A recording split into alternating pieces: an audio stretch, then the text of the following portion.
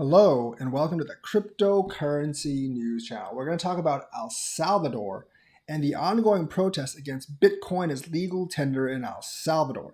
Now, I don't think that these protests grew up grassroots. I am almost sure there is outside influence. Now, there's a lot of speculation. Is it the United States? I mean, the US record in Central and South America intervening has not been the best. And I wouldn't blame anyone for thinking that it's the United States, especially since the White House gave the president of El Salvador a call right after he announced Bitcoin was legal tender. Is it the IMF? Because we know that they're not too happy about El Salvador declaring Bitcoin legal tender either. In fact, they've downgraded the bonds and threatened a whole bunch of stuff on El Salvador since El Salvador has done that.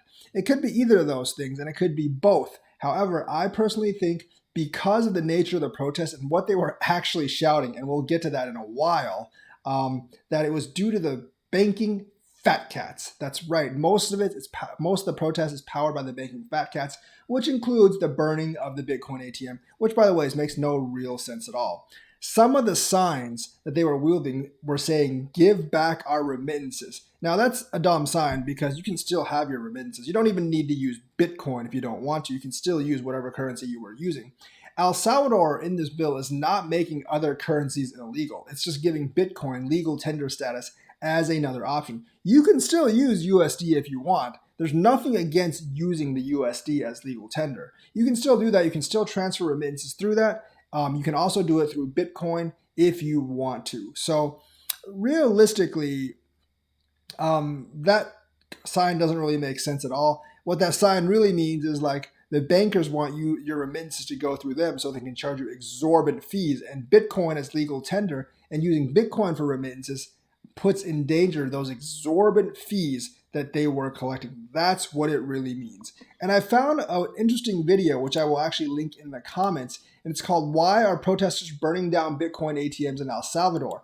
And if you actually listen to the protest and the slogan they're shouting, for a while I was like, what the hell are they shouting? That's like non-legible. It sounds like English, but I can't figure it out. But I listened more closely, and you know what they were shouting? They were shouting, "Bankers' lives matter." You know, like how Black Lives Matter or Blue Lives Matter? They were shouting, "Bankers' lives matter." And that, my friend, is the clinching evidence that it was the fat cats behind these protests all along. Because who the hell shouts "Bankers' lives matter"? It's not like bankers are poor little mice that are trying to make it in the world. No, they're fat cats. What they do is they basically squeeze all the life out of the normal people. And now they're paying other little mice to actually revolt against their fellow mice so they can keep us under their thumb forever. Because who the heck shouts "Bankers' lives matter" without being paid for by the fat cats? I mean, we know that bankers' lives matter. The problem is they might actually matter just a little too much,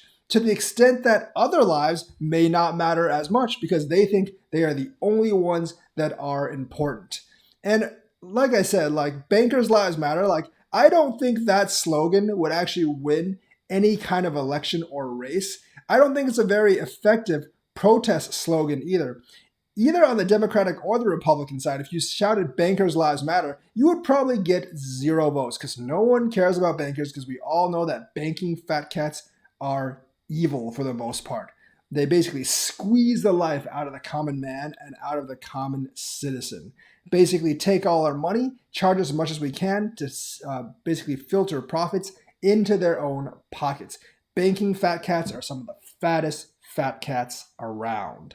So that's a bit of a problem right there, because you obviously have outside interests paying protesters to protest. These protesters may not even know what the hell Bitcoin is, but they're obviously paid protesters, especially if they're carrying signs like "Give back our remittances," which once again makes no sense, and shouting slogans like "Bankers' lives matter," because no one would actually shout that slogan unless they were paid for by the bankers themselves. So I think we figured it out. It is, once again, the fat cats at the center of this.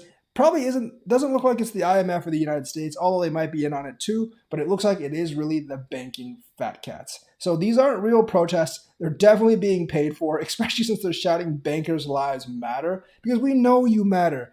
We just don't like it that you matter just a little too much to where other people's lives don't matter. So that is the news for today. Let me know what you think. Like and subscribe and hit that bell notifications button. Thank you and have a nice day.